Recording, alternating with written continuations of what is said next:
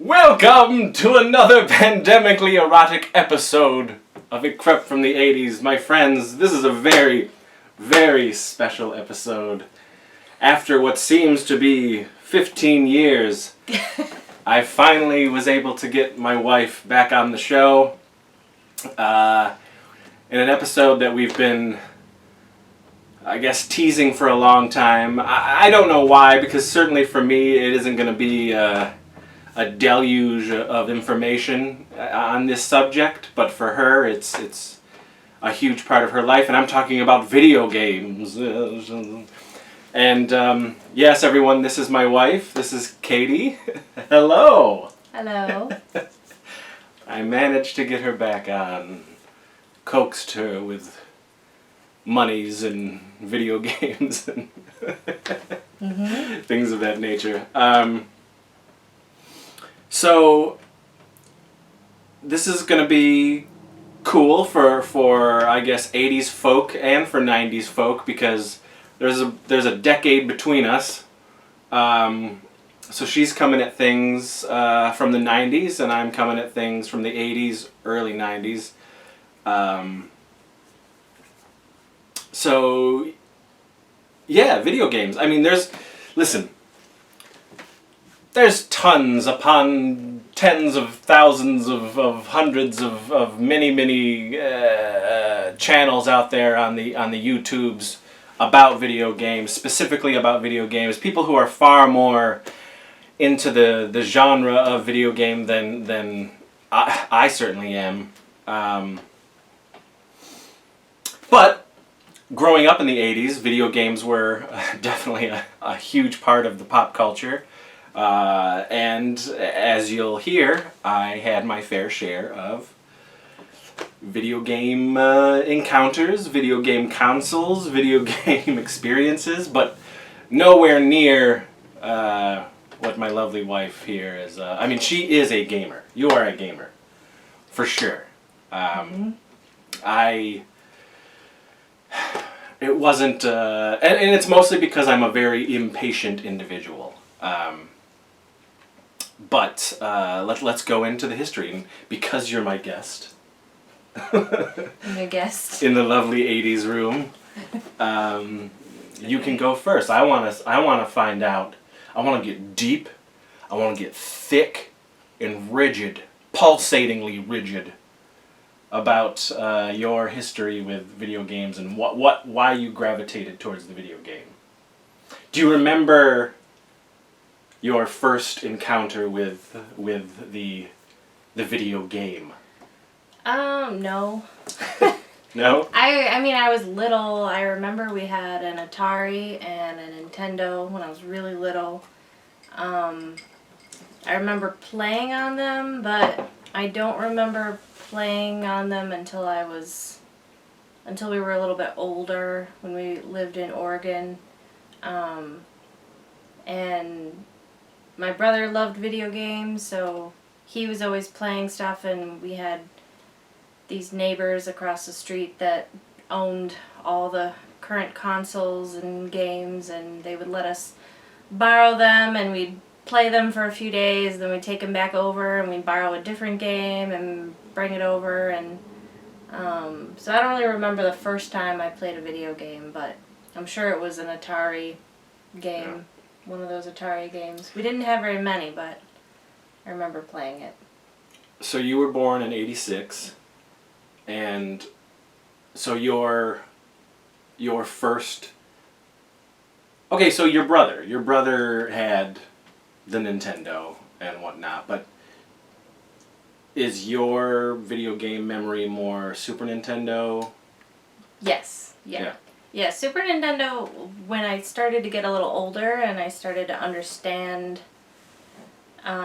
games a little better and I started to read more, I started playing role-playing games. My brother was into role-playing games, so he would recommend things to me and I would play them, and I was really little, so I don't remember like the actual timeline, but I first started playing games like Earthbound. Earthbound was my first RPG. around the same time was Lufia, and Final Fantasy II, which is actually Final Fantasy IV. And that was like my time was Super Nintendo, and we got Super Nintendo games. So you guys had that.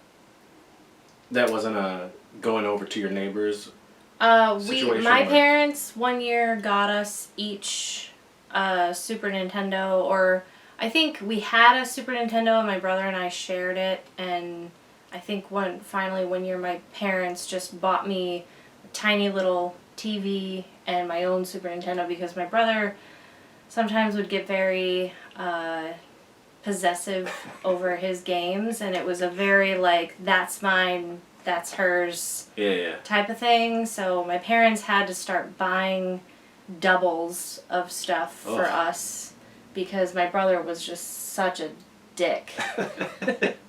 So, I mean, he was really a dick about video games. And since then, he has, in his older years, he's apologized to me about how he treated me when we were kids. But he, like, would not let me play his games. He would let me watch him play games.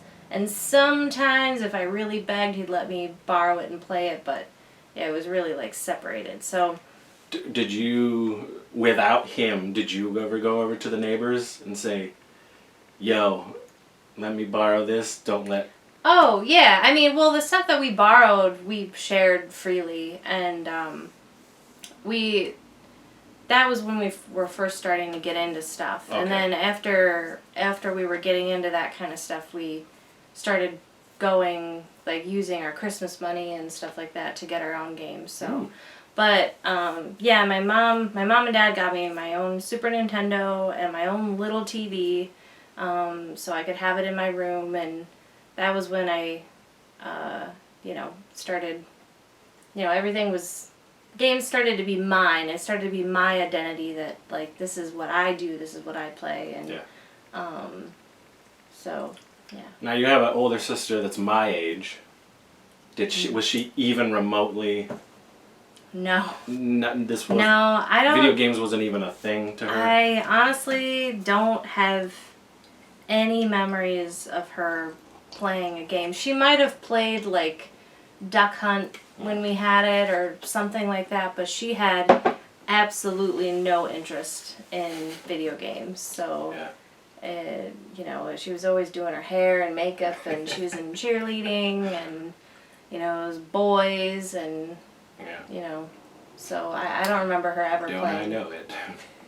Yeah, she was definitely more of a girly girl than I was. I gravitated more towards my brother, so. Yeah. Cool. Yeah. Yeah, so, I was born in the 70s. So Atari was definitely the big thing. The first console we had in the house was that I remember was Atari 2600. But I was playing with Star Wars and He-Man and things of that nature. I wasn't even, that wasn't even a thing. I saw my uncles play Atari and things like that, and I would assume that's why we had it in the house. Because weirdly enough, every now and again we would have random family members living with us throughout the years. Uncles, mostly my uncles. And really, as I've said this before, it was my mom and my uncles who always got me into all this weird stuff all the time. Pushed the music, took me to movies that I shouldn't be seeing, showing me stuff I shouldn't, that stuff. So I would assume that's why we had Atari there. I wasn't cognizant or even really super into it until we got the Nintendo Entertainment System.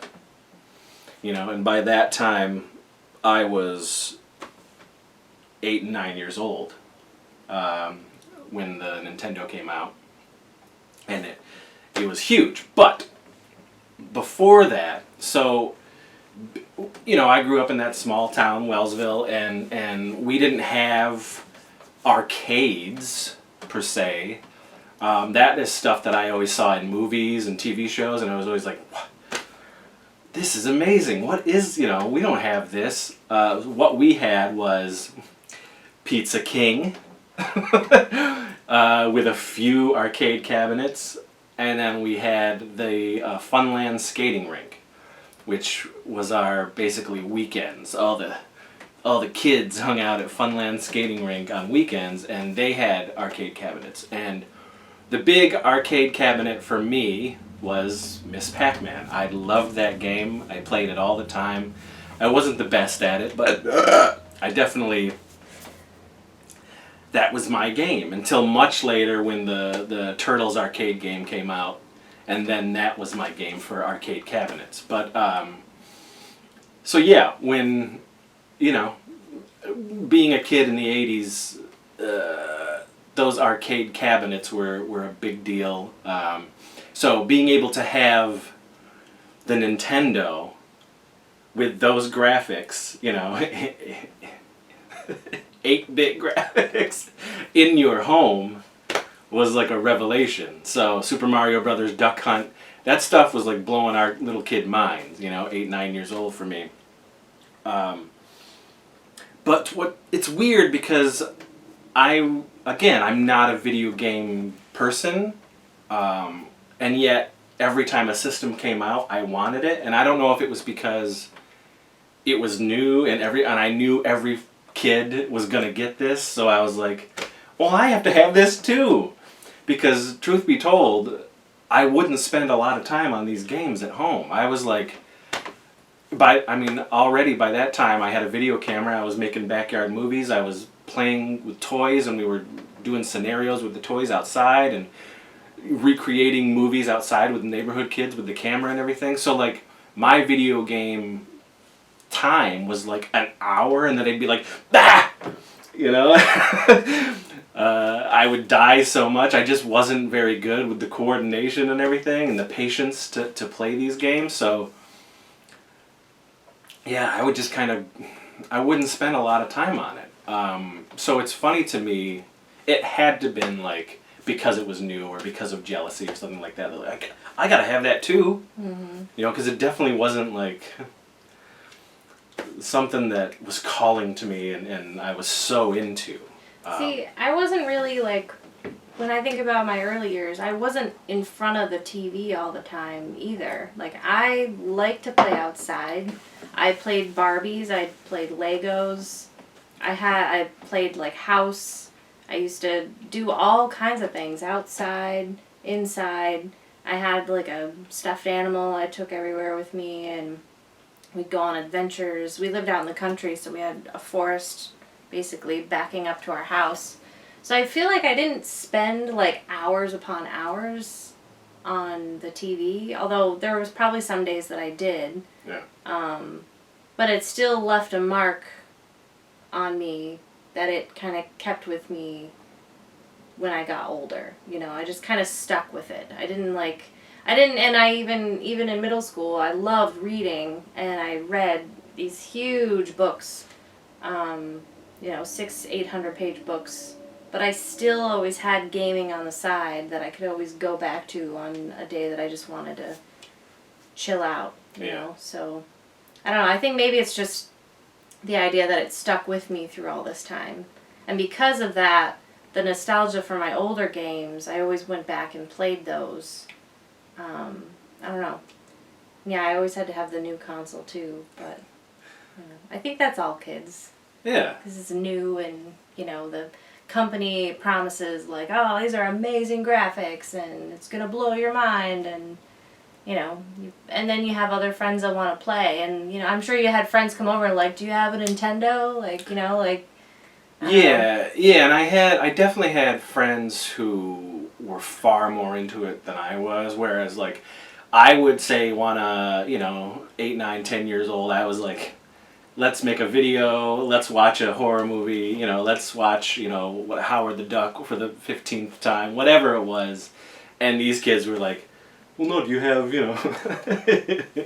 have Contra? Let's play Contra, and lots of times it ended up like the kid is playing the video game, my friend, and I'm, watching a movie, something like that. That was happening a lot. And then, it would always happen around Christmas or birthdays where we would get these consoles, Then Super Nintendo came out. So I had my favorites, actually. So we, like a lot of video stores, Video Connection, our local video store, mom and pop store, started renting video games as soon as the consoles got huge, So, along with renting movies, we would just rent video games. So I played a lot of video games, but again, I would only play like an hour of them, and I'd be done with them. This is truth, this is the honest truth, I have never won any game ever. I've never beat any game. Well, any game I've ever played. That's actually, probably not uncommon, because even I go back and play some of those older Nintendo games, and they're fucking hard. They are hard, and there are very few... Yeah, but look at those people who can play, Super Mario Brothers and beat it in, 15 minutes. That's crazy. There's probably very few action older games that I've ever finished. I've never finished Super Mario Brothers. Any of them. I mean, I've gotten pretty far, I think, with the third one, but I was never, and I tried so hard to beat.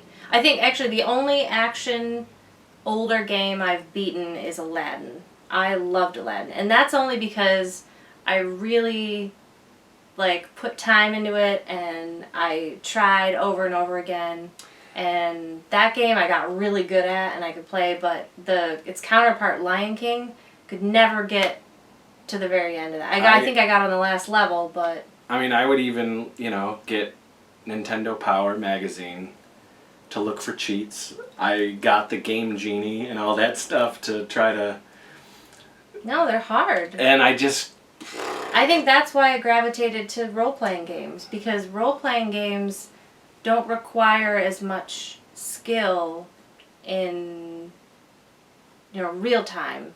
It requires skill in thinking and planning ahead, and a lot of those games you can level up your characters and you can take your time. And I think maybe that's why I liked role-playing games so much, because it wasn't just about skill. It was about reading and comprehension and...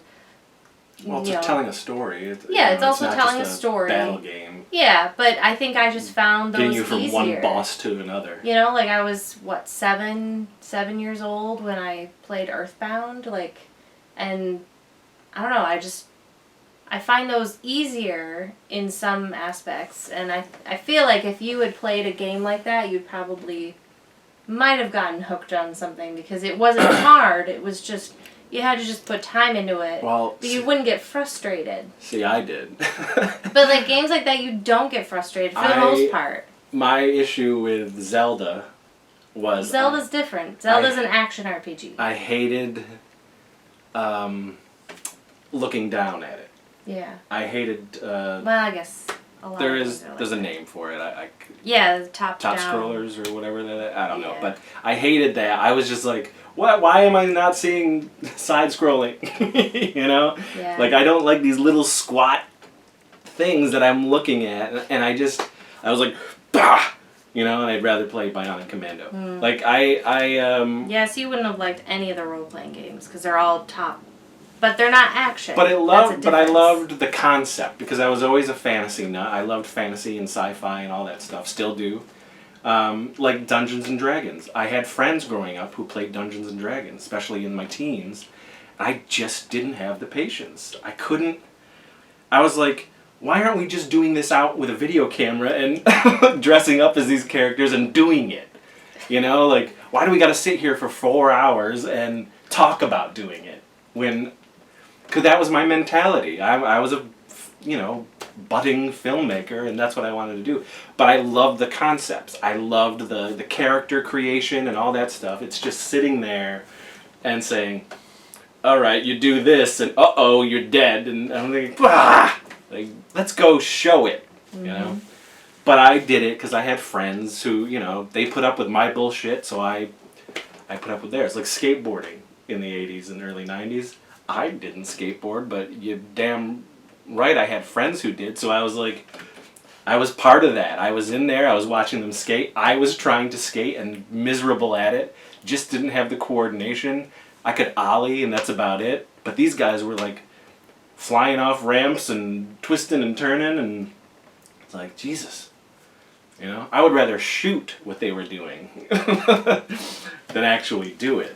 I don't know. That's a downfall for me, man. I as much as the creative mind was off the charts back then, I just wasn't a very coordinated or physical kid. Like I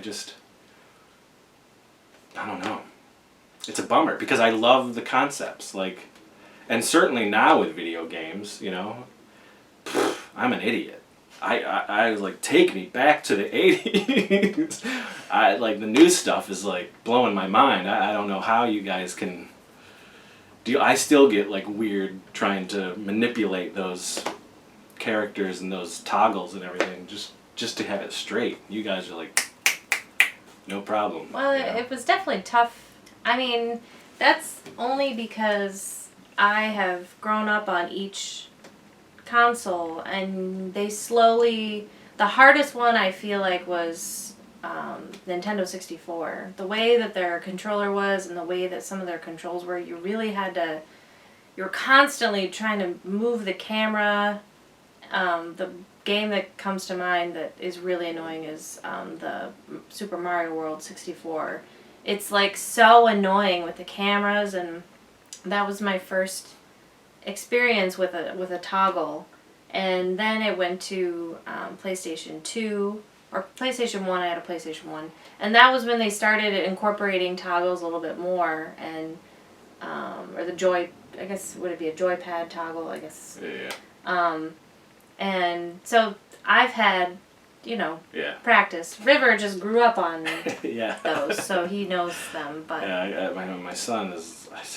They're just these guys. I don't know. They're just so good at this shit. I feel like I'm a 1-year-old, trying to do this stuff. Yeah, my Nintendo stopped with Super Nintendo and the Game Boy. Mm. And at that point in time, so 89, the Game Boy came out. I'm 12 years old. I was pissed when I got the Game Boy for a birthday gift. Pissed. Well, it definitely wasn't. The graphics were terrible. But that's not it. I was so just a selfish little prick. I'm thinking because I'm still getting toys at this point. I'm still where other kids are kind of moving away from that. I'm still enjoying toys. I'm still the collecting in me starts to kick in, and I'm you spend all this money on something that I'm not really that into, and you buy a Game Boy for me? I was just so upset. Where other kids would be yes, a Game Boy! Yeah! Now, I will say that Christmas, I wanted a Sega Genesis. So I got a Sega Genesis for Christmas that year, 89. But for some reason, the Game Boy really pissed me off. Man, I was doing anything I could to trade that and to kids and everything. I didn't like the game. I because at the same time I had a Super Nintendo. So yeah. It was so did I. So I ended up getting the Super Game Boy, the Super. Is that what it's called? Yeah, Super Game Boy that you put into the Super Nintendo and then put the Game Boy game in, because I hated playing. Do you remember the Game Boy? The mirror that they made for the Game Boy? You locked. It was like a magnifying screen. Oh. You locked it onto the Game Boy and then turned it over so you could have a bigger screen. I feel like my brother had something like that. I don't know. Yeah, he was the big Game Boy person. Yeah, it was so you could see it I don't know. As soon as the Super Game Boy came out, I used that instead of the actual Game Boy because it's just a bigger screen. So. And at some point they did Game Boy Advance. And Game Boy games are fucking hard too. Like they are. I mean, I played Tetris. And well, shit like Tetris, that, but like I had the Little Mermaid game, and I died so often. I was terrible at it. My brother had Terminator 2. I died at that, like in the first level. You know, it just those games were really hard. I ended up playing just Tetris. Tetris was just the only game I used to play on that.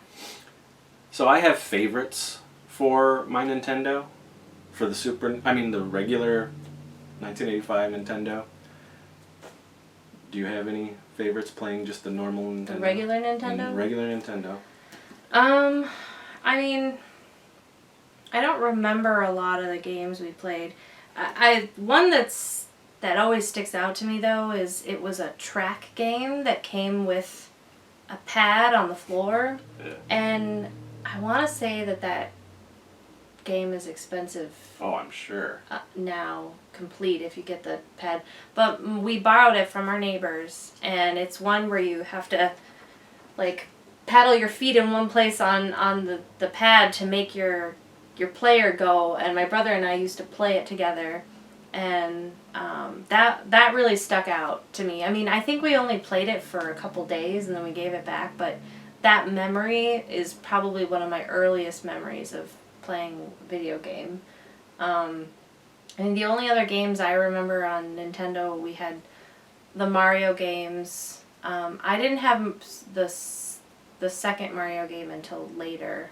I actually didn't know that existed for some reason, even though it went from 1 to 3. But we did have Contra, and I don't remember which one, because I didn't actually know that game was Contra until I was older. People always talked about Contra, and then when I saw like a picture of it, I was like, oh yeah, my brother and I used to play that all the time. We had Duck Hunt, and those were like the biggest games. So I mean, I think my favorite, the one that I go back to now, is Super Mario 3, which is really fun. That was huge. Again, even as a non-gamer, that was huge to us non-gamer kids too, because it was the movie The Wizard was kind of a big deal at that point, and it was a giant commercial for the Power Glove and the release of Super Mario Brothers 3, because they debuted that in the movie, and then it came out. So everyone wanted the Power Glove, and everyone wanted the Super Mario Brothers 3. I'll say this, Super Mario Brothers 3 lived up to the hype, and it was awesome, and it was amazing, and I was terrible at it, but I loved it. Power Glove was terrible. I had a friend who had the Power Glove, and it was like, what's the big deal? I mean, I guess it was like amazing because you could do that stuff and it was happening on the screen, but for the most part it barely worked. At least for me, it was barely working, so you just were doing it on here anyway, instead of all this and moving characters and punch out and stuff like that. I never played with the Power Glove, but we had a Virtual Boy. Well, that was a big deal too. That was a big thing. And I think we first borrowed that from the neighbors, and I'm not actually sure if my brother owned it. If we did, it would have been my brother's, but we may have just borrowed it from our neighbors. By the way, I need to bring up, so these neighbors were awesome. They were two, I think, lesbians, but I think I was so little then I didn't really know. Not that it really matters, but back in that time, early 90s, you had two older, they might have been 50s, 60s, lesbians living together that had a house full of just video games. So back in that time, that was definitely like, they were ahead of their time, like by a long shot. And like thinking about it, like that was so awesome, the way that they lived their lives. But they were a huge part of, you know, what made me and my brother gamers, I think. You know, they had, my brother actually reminded me, they didn't own Earthbound. He went in halvesies with them so that they could buy it. So he paid half, they paid half, and then they played it, and then he played it, and then I eventually got to play it. And I didn't know that. For some reason I thought we just borrowed it from them, but no, he reminded me that he actually remembers a lot of those earlier years. I've tried to get him to talk a little bit more about it, but we don't really we don't end up talking about that stuff. But it's so cool because it's stuff that I've thought for so long, and then he's like, no, this is how it was. I'm like, oh, okay. But like he reminded me also that they used to take him on fishing trips. Like, I was like, what? I remember him having a fishing box, but we've never been fishing. And it finally like clicked, like, oh, they took you on fishing trips. I don't know, it was just weird. But these neighbors were awesome, and I ended up borrowing Breath of Fire 2 and Final Fantasy 2 from them, and I never gave it back because my parents got a divorce, we ended up moving, they ended up moving back to Oklahoma, so I carried around these copies of Breath of Fire 2 and Final Fantasy 2 forever, and I always felt so bad that I never gave it back to them. And I kept it until I was in my mid-20s, and then I needed money. I had to sell them. So I was like really bummed about that. But I thought maybe one day I would return them. Well, you probably killed them. Well, I honestly, I don't think they are alive anymore. I've tried finding them. If they were, 60. I don't know how old they were. I mean, but when you're little, you think everyone's old. They might have been like 35. Yeah, they could have totally, but no, because like my mom was in her 30s. Okay. So I definitely could tell that they were older. But yeah, I've always actually tried to find them again, but I feel like I've taken so much time to find them. I'm probably too late. So, I mean, there was one time I thought maybe I found them, but I was too much of a chicken to call the number that I found. Why? 'Cause I'm a big baby. That's a fun, like, reunion. I know, but, you think the first thing they're going to say is, you son of a bitch. No, it's just... You took our video game. It was just like, I don't know. I feel like it'd be a really awkward phone conversation. I don't know. I think it would be very emotional. Yeah, that too, yeah. That'd be amazing. I would love a reunion like that. Brad Goff out there, if you can find me. But anyway, so these ladies were awesome, and that's what got me into video games. So I want to talk about my favorite Nintendo games. I'm just going to go through my list of my favorite Nintendo games. The Mario Brothers Trilogy, Contra, loved Bionic Commando so much. I want to get that back. I think we saw that at a video game convention. Was it the convention? Yeah, it was really expensive. And it was like super expensive, and I was like, and you were just like, get it, because when you're at a convention, you're high, you're you're grabbing. Well, especially if it's video games. Yeah, you're just like, whatever, let's go nuts. Turtles 2, the arcade game, right here. My lovely wife got this for me, and all you video game nerds, you have this. But it was just awesome to still have it with its packaging. All the things are in there. Everything it's locked and loaded, and I love this game. Rubble Cop, which was another one that I had to pick up. Everything is in the box. It's pristine. I played this game over and over and over again for Nintendo.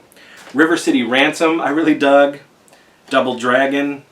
Ice Climber is a very rudimentary game, but I really enjoyed it. Obviously Duck Hunt, but those were my favorite Nintendo video games growing up. And honestly, the ones that I would play now. Like, I enjoy playing these old games that I have. I do have Mario Brothers and all that stuff. But yeah, those were my favorite Nintendo games. Now, and Super Nintendo, I mean, this is your bread and butter. Yeah, this is a big deal for you.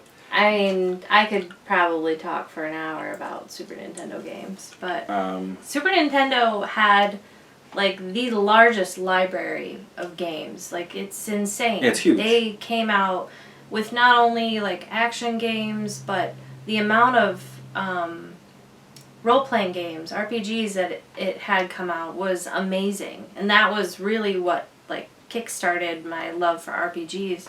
And It's only second to the first PlayStation that came out with another shit ton of games that were RPGs. But Super Nintendo is my favorite console. And, I mean, when I think of favorite games, usually my mind goes to role-playing games because that's what I identify with. But there were actually a lot of action games that I played a lot. But, I mean...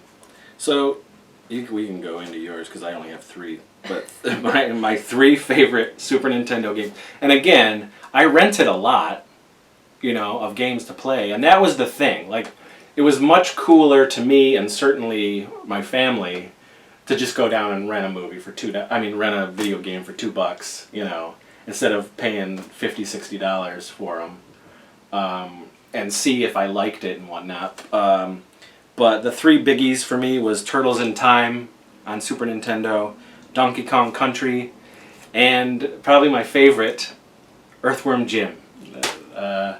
Man, I played Earthworm Jim so much. That blew my mind at that time. That game was disgusting. Because it was like playing a cartoon. The graphics were really like, this is something special. And I don't know, it was just, holy cow. Earthworm Jim. My brother played that game and I just thought it was so gross. It just looked so gross. And he played a lot, and he was big into that game, but I could never get into it. I played maybe a little bit, but nope, too gross. So what are some of your favorite Super Nintendo games? And throughout this and throughout us talking, I will show video of Catie's video game room. So you'll get to see sort of her collection and everything that she loves from the old days and new.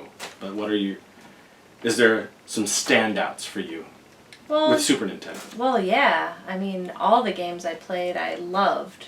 All of them were great. I mean, Earthbound is my favorite game of all time. So this is just a reproduction. I don't own an original copy anymore because I'm dumb and I needed money. And I sold it. I had the same copy I had since I was a kid up until my mid-20s, and I sold that. Earthbound was huge when I was a kid. I don't know exactly what it is about the game that made me love it, but it came in a huge box because it had to fit the player's guide. So the original box comes in a huge box with a little normal Super Nintendo box inside of it. But the cool thing about this player's guide is that in the back it has scratch and sniffs, which smell disgusting. But as a kid, you're always, curious. Scratch and sniff was huge. And for some reason, even though I knew these were gross, I remember always scratching them and sniffing them whenever I saw them. Like, this guide, by the way, was really expensive. It is in almost perfect condition. It still has the scratch and sniffs, and they're still connected, because, the first thing you do as a kid is you rip them off, and you can, they're like cards that you can stack together, but these are still intact. The player's guide was awesome. The way it wasn't a normal player's guide. Inside the game, like it was like advertisements and I don't know, just like the way that they set it up, it was just so cool. It wasn't, I don't know. It just blew my mind. As a kid, I thought that was really neat because I don't think we really owned a lot of player's guides on anything, really. Maybe my brother did. But this was the only player's guide that I owned. So, that was a big thing for me. But the thing about the game itself is, I was a little kid. We lived out in the country. And in this game, you're kids and you get to go out into the world. You have your own ATM card. You end up getting your own cell phone, which back then cell phones were still a new thing. And, you're earning money that you pull out of your ATM and, you can stay at hotels and I just I don't know what it was about it, but I loved it. And that is my favorite game of all time. And the first RPG I played. It was either that or Lufia,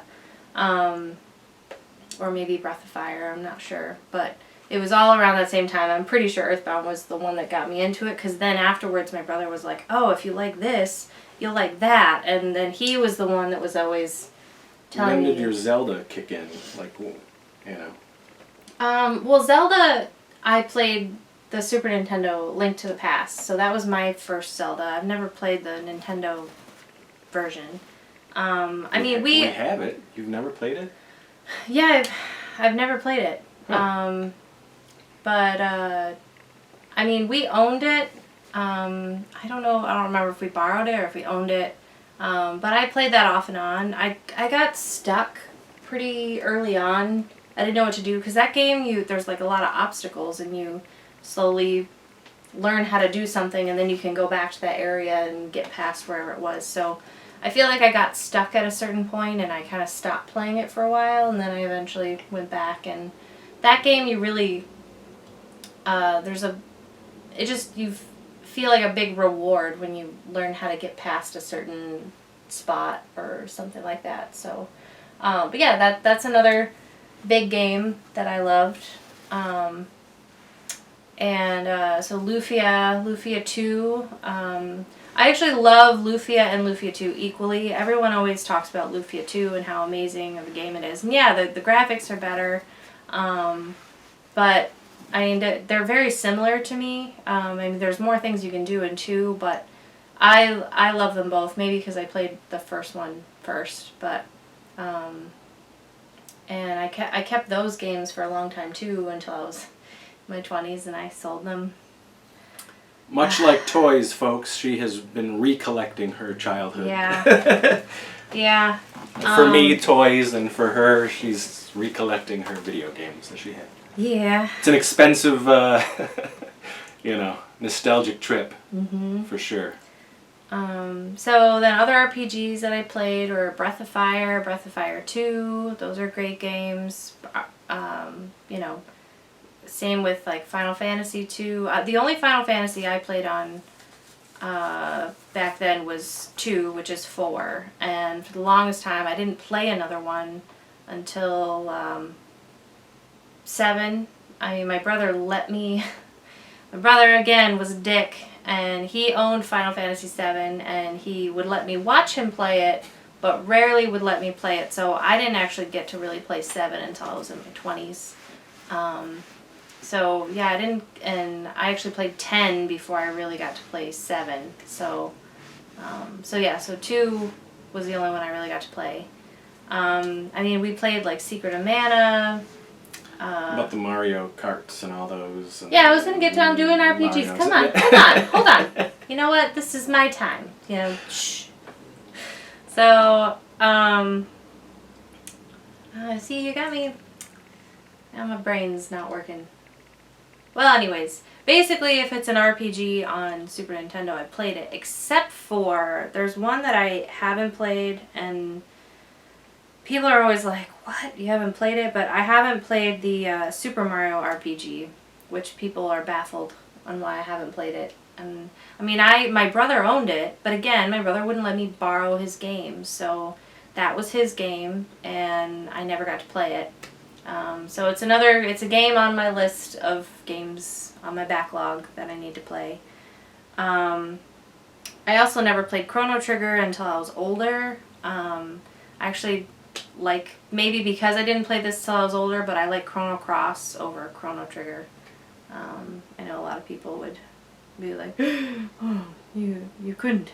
But, so like action games, we had Mario Kart that my brother played with me. That was huge. And Donkey Kong, all the Donkey Kongs. My brother loved Donkey Kong. So we had 1, 2, and 3. And I owned 3. He owned 2. And I think we each owned 1. So I got to play 1 and 3 a lot, but not 2 because my brother owned it. Those games were great.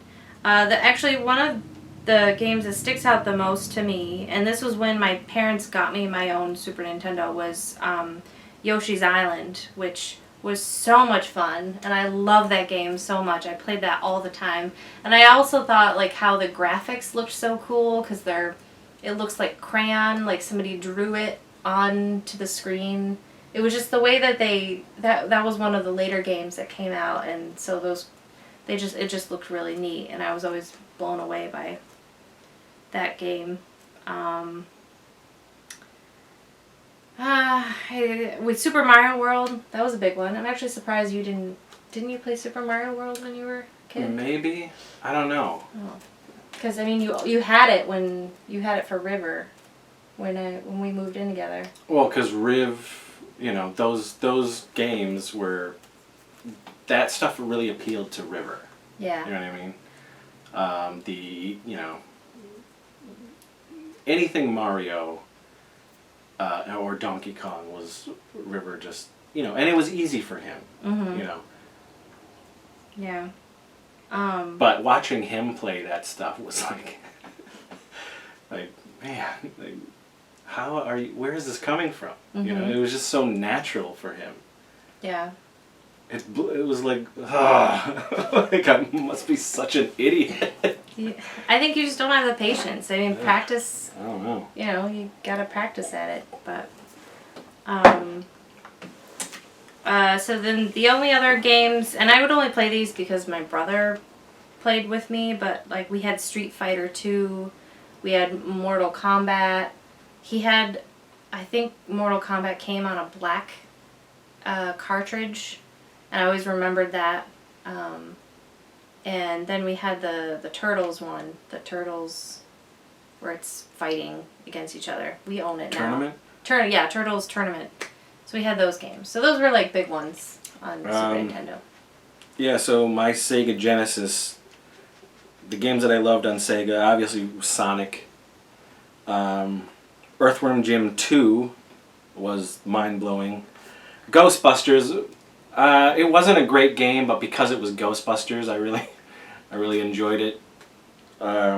Mortal Kombat and Mortal Kombat 2 were, especially being like a horror nut, they were just, oh my god, these are bloody games. Splatterhouse 3, again, horror nut. It was like a completely roided out, ripped Jason looking dude who was slaughtering creatures, and I don't know, that stuff appealed to me, but my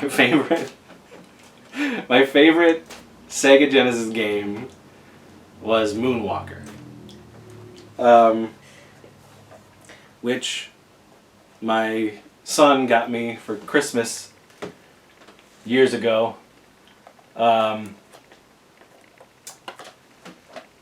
don't know why. It is a terrible game. I would assume because I'm such a Michael Jackson fan, and then, are you kidding me? Like, hell yeah. I don't know, it's a terrible game. But I love that it had the music and him like, ow! And like, his dance moves would like knock people out, and he'd shoot like magic out of his, he'd throw his hat and it'd like take people out. I don't know, it was ridiculous. Moonwalker. I don't know, there's almost every game that I mentioned other than Ghostbusters is better than Moonwalker. Because Ghostbusters is probably right up there with that as being a terrible game. But these are the games that I gravitated towards and remember the most. Again, that Super Nintendo, that 1-2 punch, because Sega Genesis came out before Super Nintendo, but those two consoles and the 16-bit graphics and what they were doing with graphics back then was really crazy, mind-blowing. And the games that appealed to me the most were the games that looked more like cartoons and animation, and the fact that you were controlling animation was very cool to me. So, and then that was it for me. Like, I stopped until Amateur. PlayStation 2 came out. And the only reason we got up, and this was like at the time I was in a,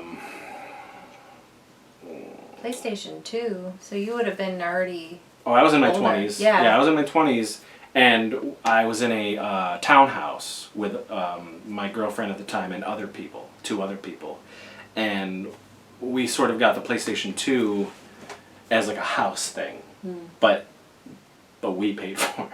And the only reason we got it was to play the Lord of the Rings game that was coming out at the time. Because it was like, whoa, this is awesome. Look at this. This looks so real. You know? So that's it. And then after that, forget it. I was like, okay. And I sold that stuff. I was like, man, why did we do this? Why did I waste all this money? Certainly by that time, because I was making movies. I already had like Low Budget Pictures. I mean, you know, started Low Budget Pictures in '91. But I mean, at that point in time, I had distribution and making movies and collecting toys and all that stuff. And why would I spend the time to do this? It was all because of my love of Lord of the Rings and movies that I was like, oh, this game looks amazing. This might be the first movie to game that is awesome. And it was a really fun game, but I remember selling it, like probably less than a year after we got it, you know? It was just like, bleh. So I didn't go through and honestly I didn't know anybody who had like Nintendo 64, what was the Sega Saturn, like the GameCube, all that stuff. Cruised right by it, never even gave it a thought. Obviously, did you jump on all of that stuff? We never owned a Sega. Our neighbors did. I think they had a Sega Genesis that sometimes we would go over there and play. So like I was never really exposed to Sonic. Like Sonic was the big Sega game. Yeah, and it like was awesome. I mean, I think I played it a little bit at our neighbors, and then that was it. That's all I knew of Sonic. It came with the console. So I didn't own Sega, but my parents got my brother and I each a Nintendo 64 because they knew we would fight over it. Wow. So I think his came with like, there's like a pilot one that came with the game. And then mine might have been Mario Kart or something. I don't remember what mine was. But I was really disappointed in 64 because there weren't a lot of role-playing games. And the ones that are on there are, for the most part, terrible. Except for Zelda 64. I mean, that's more of an action RPG. I got Quest 64 thinking it was going to be amazing just by the name itself. Like, oh, this is perfect fantasy role-playing. It is the worst, and I was just talking about this online the other day, but I guess it is considered one of the worst role-playing games ever.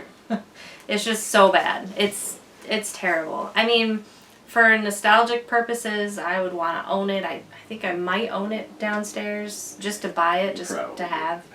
Maybe. My 64 collection is very small because, for the most part, their games were terrible. I mean, they came out with a lot of sports games, which I was not a fan of. We did get we had the Mario Kart 64, which obviously I loved, and my brother and I played it all the time. And Zelda. Mario Party was awesome, and I played that with my friends all the time. I only owned the first one. I think I rented the second one briefly, but I mostly got to play the first one. And I still prefer those Mario Parties over the newer Mario Parties. And then... Well, I prefer any video game from back in the day to the games now. That's because I'm an idiot and I don't know how to play. But I love watching it, you know? Yeah, I mean, I watched my brother play all the... I mean, he was a better gamer than I was, so especially with action stuff. So I would watch him play. The big one that we played together was Goldeneye. That was the huge one that People love that game. He kicked my ass, and it was really just the multiplayer. Like, people loved sitting down in front of the TV playing. You have Goldeneye, don't you? Yeah, I think you have Goldeneye. Yeah, and then Perfect Dark came after that. Also had a multiplayer, but that game wasn't as fun as Goldeneye. But the movie was popular back then. It's a good movie. yeah, it's one of my favorites. So we played that a lot, and then the only other game I had Wave Race. Oh, I think that's what came with my 64, was Wave Racer or something. Really annoying game and not that fun. I mean, it's just, you're just on, what are those called? Jet skis, going around in circles. And I mean, you could say the same about Mario Kart, but Mario Kart I found a lot more fun. The other game that I played a lot was Cruisin' USA. That was a racing game, and you had an option of, you raced across the U.S. in different, like, you were making your way across the U.S. and I really love that. And I don't know if it's because I beat it, like, as I was able to get all the way across and I was really good at it, but that was the only other 64 game that I can think of. I mean, I didn't really get to play Super Mario 64 because that was my brother's. Again, he wouldn't really let me play it. But yeah, and then my brother owned a GameCube, wouldn't let me play it. So, and there weren't really a lot of games that came out for that. So he had maybe 3 or 4 games, and then that was it. But then I got the PlayStation. PlayStation, I think for most people who play RPGs, consider PlayStation 1 the best console for RPGs. You can argue that PS2 is the best console because it can play PS1 games, so so technically that console can play 1 and 2, so that makes the library bigger. But for the actual console itself, PS1 I think is the best for RPGs, and there's so many. I mean a lot of people say Final Fantasy VII. Like I said, I didn't get to play that until I was older, so when I think of PlayStation, I think of Wild Arms, Legend of Legaia, Legend of Mana. There was also Final Fantasy 8 and 9, which I didn't play until I was older. Just tons of games. I back then I played Parasite Eve, which scared the crap out of me. It's a horror game. You're like a police officer that's investigating all this, and like weird shit's going down. So that was scary. And there's probably more games. I'm just not thinking of them right now. But that was definitely my era, and I used to play that in middle school, so that was during the time that I also read a lot. I don't know, those games were awesome.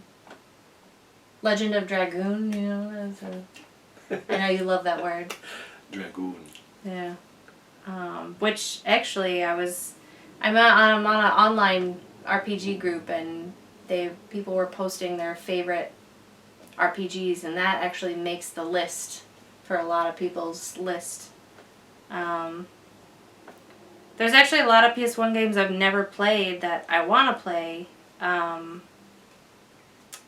that I just never got to. But it's interesting with all the consoles you do have in the house that you don't have a PS1, but I guess because I have my PS2. You could track down those PS1 games. Yeah, so that's the reason why I don't have a PS1 is because I own a PS2. PS2 I've owned since high school when it first came out, and that thing has been amazing. Because back then you could use it to play DVDs and music, so it was my music player, it was my movie player, it played all of my amazing PS1 games, it played PS2 games, so I have had that all the way through, and it still works. Yes, it does. I still play it. The only thing wrong with it now, which I mentioned the other day, is I think I need to get someone to take a look at it, because the tray sometimes gets stuck. And that's really the only problem I have with it, knock on wood. So that's really, been amazing. PS2, when they started coming out with games, I was really disappointed because games started switching from more gameplay to more just watching videos, like in the game. Like there were so many cutscenes that it was, you'd spend an hour playing, but you'd probably only be playing 5 minutes of that in the first hour because you're just watching all these cutscenes, and I hated that. I thought that was so annoying. I just wanted to get down and start fighting and playing and exploring and... Now that's some of my favorite parts of modern games. Well, yeah, I mean now... Because it's a storytelling visual medium, yes. So I'm watching a movie. Well, now it's a good mix of both. But I feel like on PS2 they were like, oh, look what we can do with it now. Let's throw in all these videos and make it seem like you're playing this amazing game, and it's not that great. So, and then not a lot of good RPGs came out on PS2 in my mind. I played a few, but none of them really stuck out. Like Kingdom Hearts was probably the only game that I can think of that really stuck out to me back then. But that was when I was in college, so I stopped playing as much. So I didn't know what games were coming out. So like now that I'm older, I've learned about some of these other games that I haven't played that are on my list to play. But when did you kick into the whole like Warcraft thing? That was around the same time too, which is why I stopped playing. I started playing, I started playing EverQuest 2 in like the end of high school into my first year of college, and then I was introduced to World of Warcraft. That was when World of Warcraft came out. And I started playing that a couple months after it started, maybe a month, and I was hooked. I could not believe how big the world was. Like, you could just run around and do whatever you wanted, and I was more interested in how much you could do without being trapped, stuck in this linear line that you had to go do in most of the older games. So that was awesome to me. So that was like crack throughout college. And so, so there was a large period of time where I stopped playing consoles. I would still go back and play some of my old games because I still own them. Oh my gosh, I forgot. My favorite 64 game is Banjo-Kazooie. The original Banjo-Kazooie. Like, that is so much fun. And it's funny because, like, I'm not, like, you'd think, oh, it would be an RPG. But like I said, 64 didn't have good RPGs. But Banjo-Kazooie is one of the funnest games I've ever played, and I love that game. And yeah, so I forgot all about that. But yeah, so I missed out on, well, PS3 didn't seem like it had a lot of RPGs either. I was also really pissed off that it didn't have backwards compatibility, so it wouldn't play the other two consoles. So I said, fuck it, I'm not getting a PS3. So I didn't end up buying a PS3 because of that. I'll say this. Correction, I did get a PS3. And the only reason I got a PS3 was because it was a Blu-ray player. Mm. So the PS3 was my first Blu-ray player. And really, that's all I used it for. Mm. It was cheaper than getting a normal Blu-ray player at the time. Yeah. So I think a lot of people were doing that. I honestly, I don't think I played one game on PS3. It was all for movies. I wonder what the price difference was if you just bought a Blu-ray player. I don't know, because there was no reason to get it for games. Yeah, I mean, I did not like the library it had. And I think maybe the later PS3s might have had backwards compatibility, or maybe they had like online, like a library where you could buy older games. Not sure, but I never owned a PS3 and I don't care. Could care less about PS3 games. Plus, a lot of the games on PS3 were on PS2. It was just same. And then, later form, like a PS Vita came out, or a PSP, that was it. PSP came out. There was just like a lot of stuff all at once, and I was a college student that was broke, so I couldn't afford, and I loved all of the games that I still own, so I was like, I'm good with the PS2. So in this house, can you name the consoles you have? Yeah. Yeah, I mean... Go ahead. List them off. Everything. I'm talking about every game system that you have. Well, you have a Sega Genesis and a Nintendo. Yeah. I have a Super Nintendo. I have my Nintendo 64. I have a PlayStation 2. I have a Switch. We actually own 2 Switches. We have an Xbox 360. We have 2 PS4s. An Xbox One S.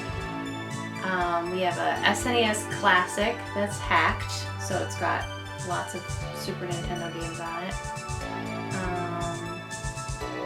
I have a Nintendo 3DS.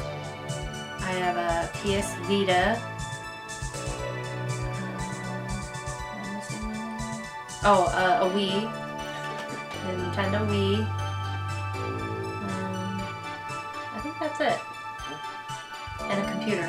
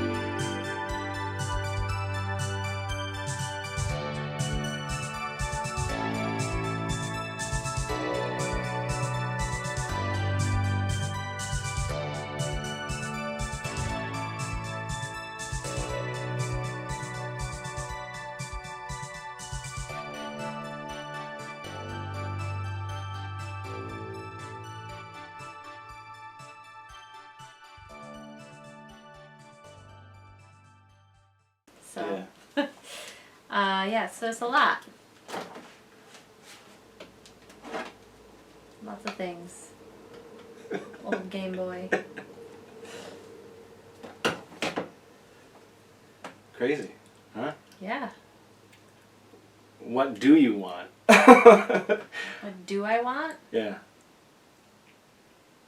Console-wise. Oh. Is there stuff that you still want, or? Well, I mean, I think it'd be cool to have a PS1 again, just to have it. Even though you can play those games on a PS2? Yeah, I think I would just like it for the aesthetic. I like the way the PS1 looks over the PS2. Maybe it's because I've owned the PS2 for so long. I'm nostalgic for the old look. Mm-hmm. I mean... You said you wanted a Game Boy Advance. Game Boy Advance, yeah, because that's the only console that that you can get the other Earthbound game on, Mother 3. So other than putting a ROM on something. So there's also a Zelda game on Game Boy Advance that I played on my computer that I really liked. And it's I think called Minish Cap, Zelda Minish Cap or something. That was fun. But I feel like I would enjoy some of those games. So the hunt continues. Oh yeah, there's always things I want. There's always games that I hear about that people say are good, and I always want to try them, but it's the time now. I don't have a lot of time to play all these games. I always feel though, because there's the majority of the things that I get her for her birthday or Christmas are game related. And sometimes you say, oh, stop, don't get me video game stuff. But I feel like it doesn't matter that you haven't played these games or the games that you have that you need to get through. I feel like this way you'll have them. You don't have to look, you don't have to buy them, you don't have to go for the hunt. Yeah. You can say, oh, you know what? I did finish these 10 games. Now I really want to, oh, I do have it. You can just look through your library That's and you true, have it. but it's also like, I feel like it's very similar to like books. So like, you have a book and you start it, but you get ADD and you're like, oh, well, I really want to start that book. So then you start that book. And I think that's a problem with gamers, especially like when I was younger. I feel like I was so attached to these older games when I was younger because I only got new games like twice a year. It was on my birthday and Christmas, maybe once in a while at some other time, or if I sold some of my old games. So you didn't have a choice. You had those games and that's all you had, and you had to play them and you had to get good at them, and when I got older and I had more and more games and I was getting more and more games, you get this like overload ADD where you can't, like, you start a bunch of games and I don't know, I have that problem. I have that problem where I have so many games to choose from that I end up getting stalled and I don't know what to play. And then I end up probably choosing an old game that I've already played. Yeah. And that's a common thing with gamers too. We love to just play our I feel old that's games. a common thing with movie fans too. Yeah, you just watch the your old majority movies. of the movies I go for are the classics. Mm-hmm. To me. Yeah. So it's tough. Like, it's, and playing a game is a lot of time and you're investing a lot of time. So sometimes, if you're in a boring part and you have all these other games you can choose from, it's easy to just be like, oh, I'll just play this other game I got, So sometimes I don't like having the huge... But it's too late now. There's like hundreds of games that I could be playing now that I have access to that, But you also get upset when I play games too long. So. Oh, yeah. I mean, I'm a little better at that now. I'm more used to it. We've been together long enough. I know your routines. Yeah, sometimes I just want to play. Yeah. I just want to... That's fine. And that's how she's able to beat these games so quick, because when she has time off, you've said that's a decompression. It is. It's my de-stressor. But the problem is I know that if I play it for a really long time and then walk away from it, that game's never getting finished. Like, it's just never going to be finished. So sometimes I really want to just invest all my time into it because I know if I walk away, if something stalls us, so like we went on vacation in the middle of me playing Ghost of Tsushima, and now I'm having a hard time getting back into it because now it's like, oh, I have all these other games I've been playing, so I've been playing other games and I lose that momentum. So sometimes I just want to play and go all the way through and finish. What's your favorite console right now? Oh, PS4, definitely. PS4 for RPGs is amazing, and Sony has all the exclusive games, and exclusives with RPGs specifically. But I've noticed that I'm starting to like more action games than RPGs, and maybe because they're now more story driven. They're more kind of one and the same, where RPGs are more live action than they are. There's not many turn-based RPGs anymore, which is what I used to love. So I think if there's a good story in a game like Last of Us, or like I played Days Gone and things like that, I don't mind playing it. I do hate it when it gets to points where you have to be really good at shooting, because I get really stressed out. I mean, I usually make it through because I put it on easy because I'm bad at first-person shooter games, but I'm starting to, those are kind of molding in with the RPGs because it is so much of a story now.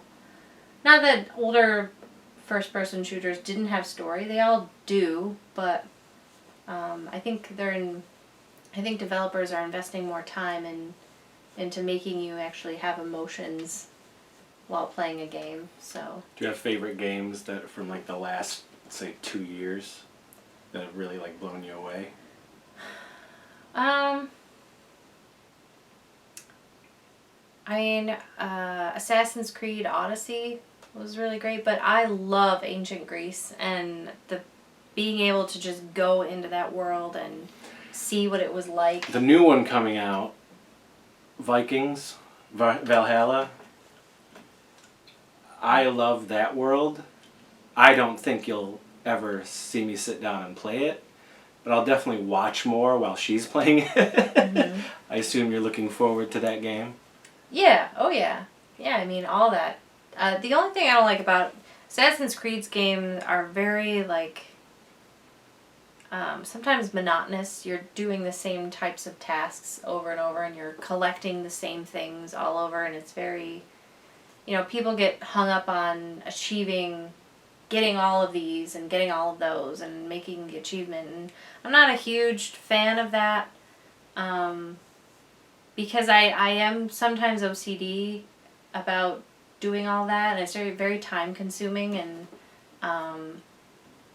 so that's the one thing I don't like about Assassin's Creed games. But gosh, if they made an actual role-playing game that was like Assassin's Creed Odyssey, but more, I mean, there's story in it, but if it was more RPG rather than just like climb to the top of the building and, clear out the forts and clear out these forts and clear out those forts, and I don't know, I feel like that would be amazing. That would be like the best game if they could make something like that. But that's one of my favorites.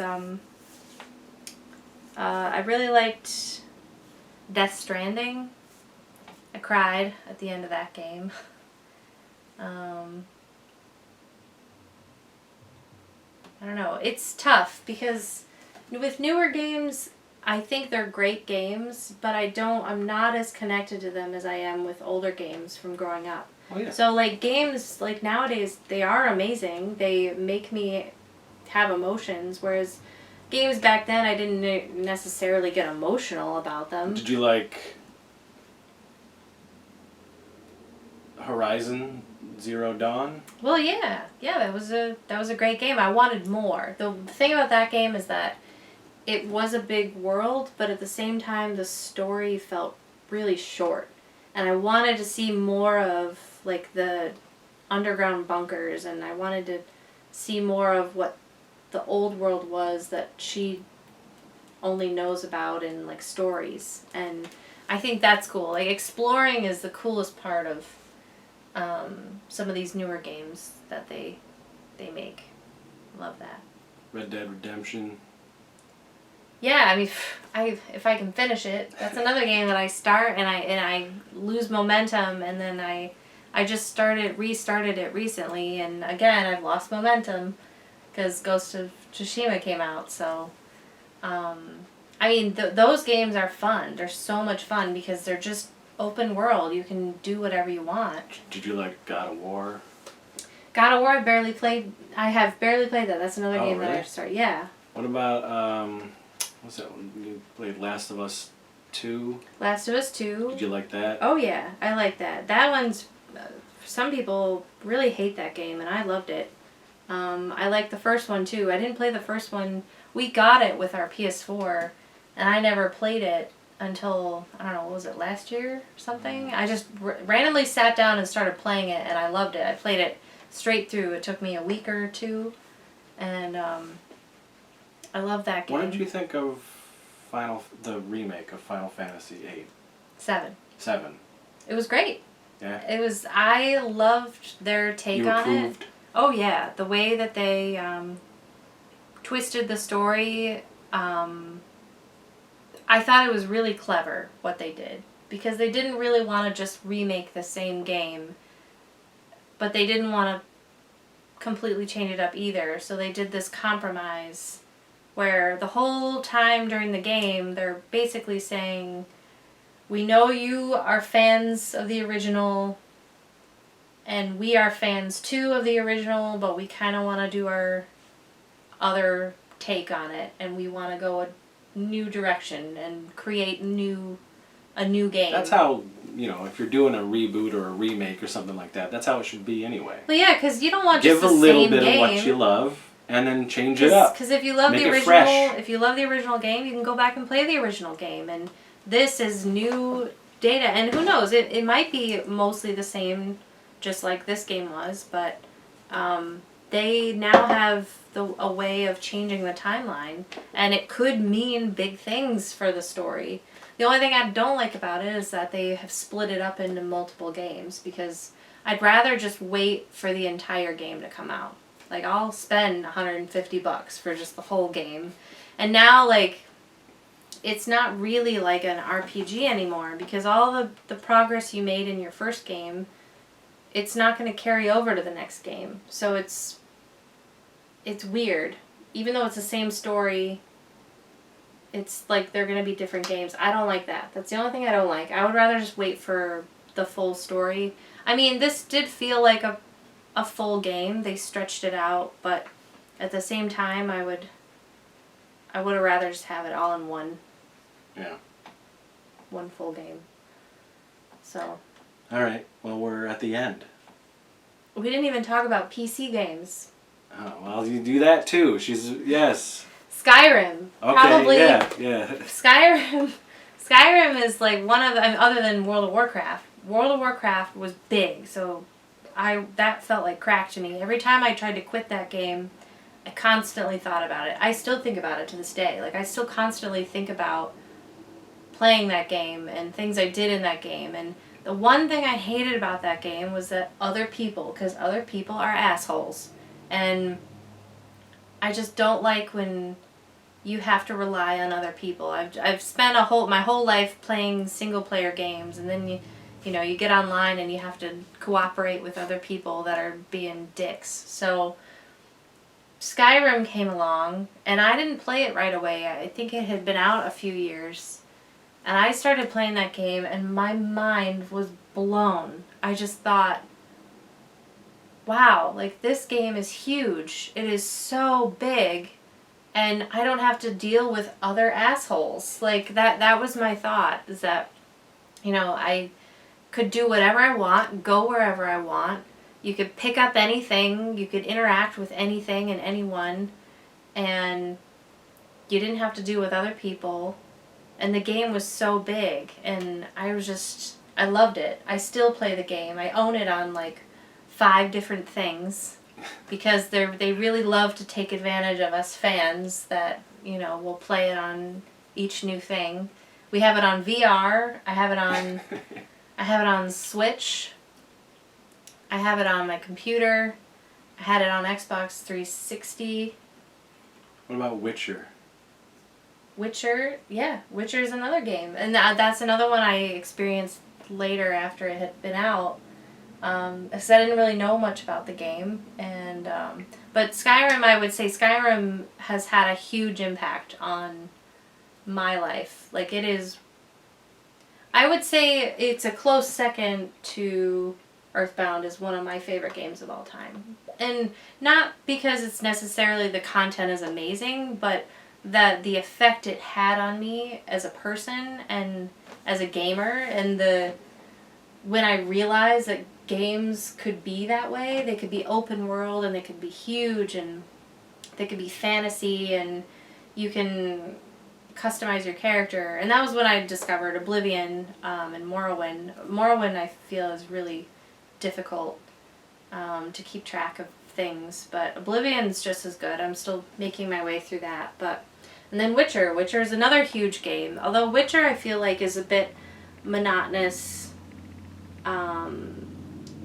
in the game, where you're kind of doing the same things around the map, same type of tasks. But the few side quests and the quest itself, I like how the whole thing about The Witcher is that there's nothing black or white. It's all gray, and both sides could be bad guys, and you have to choose the lesser evil.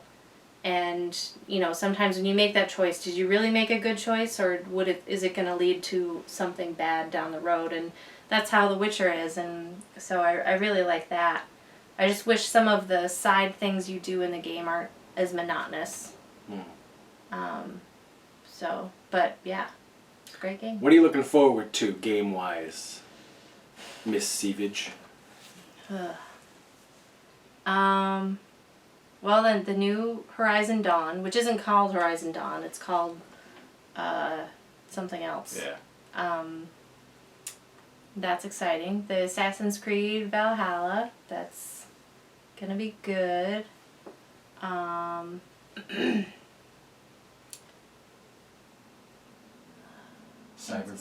Cyberpunk's coming out.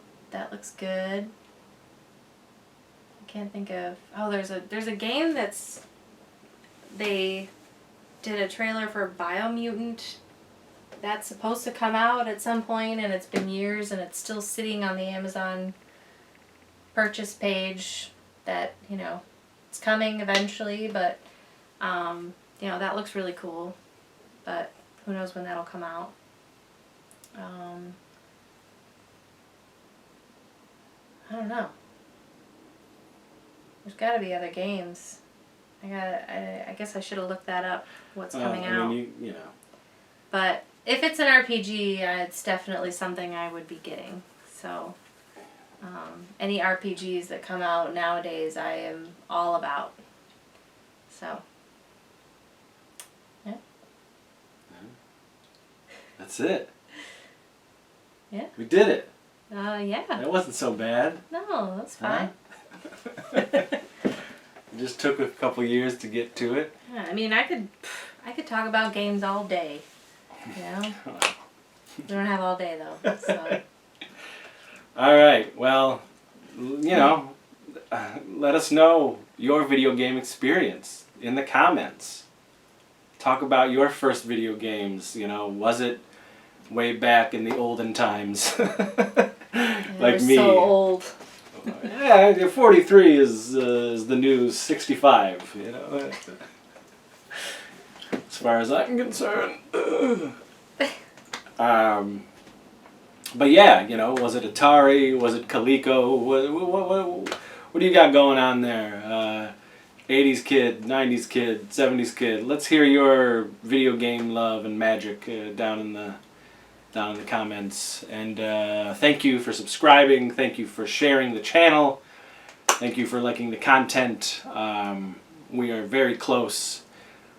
Depending on when you're seeing this, we might have already passed it, but we're very close to 900 subscribers, which is amazing. Thank you so much. You got to hit the bell, though, because they're not letting you know when new episodes drop unless you hit that bell. Tell your friends, tell your lovers, tell your exes who happen to like 80s content about this channel. Spread the word. But yeah, you know, if we've passed that 900, then that means the live show is coming up, and we're going to try to get as many people on the live show as possible from the channel. We're going to do those giveaways and celebrate 900 subscribers. So that's it. So thank you to my lovely wife for sitting down with me and enduring this just tough, heart-wrenching trudge through video game history. Yeah, it was terrible. It's awful. And you know, now we're going to go and make passionate love to each other while she plays video games during the whole act. And I weep while I'm in her. So we will see you on another pandemically erotic episode of A Crept from the 80s. Thank you for joining us. Bye! Bye. Bye.